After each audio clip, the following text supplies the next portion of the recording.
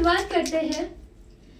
चढ़ते सूरज को तो हर कोई सलाम करता है, चढ़ते सूरज को तो हर कोई सलाम करता है, लेकिन ढलते सूरज को कोई पानी भी ना पूछता है, लेकिन ढलते सूरज को कोई पानी भी ना पूछता है। यही दुनिया का शुमार है गालिब, शुमार मीन्स हिसाब, यही दुनिया का शुमार है गालिब। सफलता से प्रेम और थके हारों से दूरी मुनासिब समझता है, ये सफल से प्रेम और थके हारों से दूरी मुनासिब समझता है। यह कहानी है ऐसी एक सफलता की, एक आम परिवार की और उनके नॉट सो आम अंडरस्टैंडिंग की। हस्बैंड जो थे वो थे इंटीरियर डिजाइनर और उनकी वाइफ जो थी वो थी हाउसवाइफ, जैसे हमारे यहाँ ऑलमोस्ट घरों में होता है। और उनका एक छोटा सा 6 साल का बच्चा था। तो रोज की तरह जब अंकल जी घर आए तो उन्होंने आंटी को पुकारा, अजी सुनती हो? Yes, old school love still exist. तो आंटी थोड़ी थोड़ी आई, हाथ में पानी का ग्लास लिया, उन्होंने बोला कि क्या हुआ जी? तो अंकल ने कहा कुछ नहीं, यहाँ बैठो। बट इस बार उनकी आवाज में थोड़ी सी चिंता जाहिर हुई। तो आंटी ने कुछ आगे पूछा नहीं और वही बैठ गई, उनका हाथ थामे, जैसे कि वो अपने हाथों से उन्हें ऊर्जा दे रही हो। तकरीबन 5 मिनट बाद अंकल ने गहरी सांस ली और कहा, देखो मार्केट में कंपटीशन बहुत बढ़ गया है और यंग टैलेंट्स का तो क्या ही कहना, मुझे नहीं पता कि मैं कब तक टिक पाऊंगा। आंटी समझ गई कि वो फाइनेंशियल क्राइसिस के नियर है। दोनों ने आगे कुछ नहीं कहा और वही सुध-बुध खोए बैठे रहे। रात बीती, सवेरा हुआ, अंकल रोज की तरह काम पे गए और आंटी भी अपने घर काम में लग गई। उसी दोपहर उनकी दोस्त घर आई, आज की लैंग्वेज में कहे तो BFF बे। तो वो देखते ही समझ गए कि कुछ तो ऑफ चल रहा है। बहुत जोर दिया, तब जाके आंटी ने उनको बोला कि ऐसा ऐसा ऐसा हुआ है।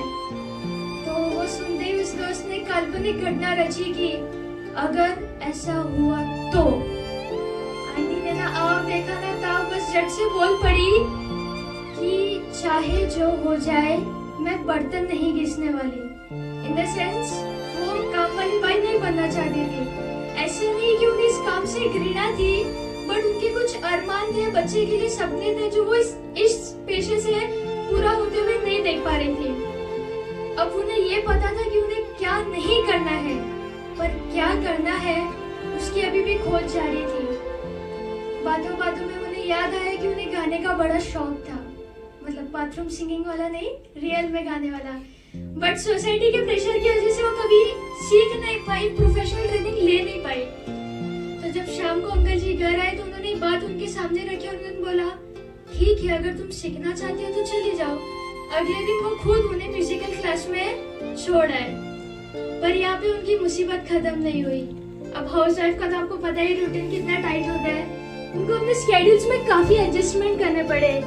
जैसे कि जब वो म्यूजिकल क्लास के लिए जाती तो अपने बच्चे को स्कूल से ले आती, म्यूजिक सीखते सीखते वही भी उसे चेंज करवाती, खाना खिलाती, और कभी अगर वो शरारत करने लगे तो टीचर जी उसको कोई ना कोई संगीत का लेसन देके बिजी कर देते थे।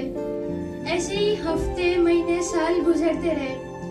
आखिरकार उनकी 3 साल की ट्रेनिंग पूरी हुई और उसके बाद आंटी पता नहीं कहीं तो गायब हो गई उनका परिवार।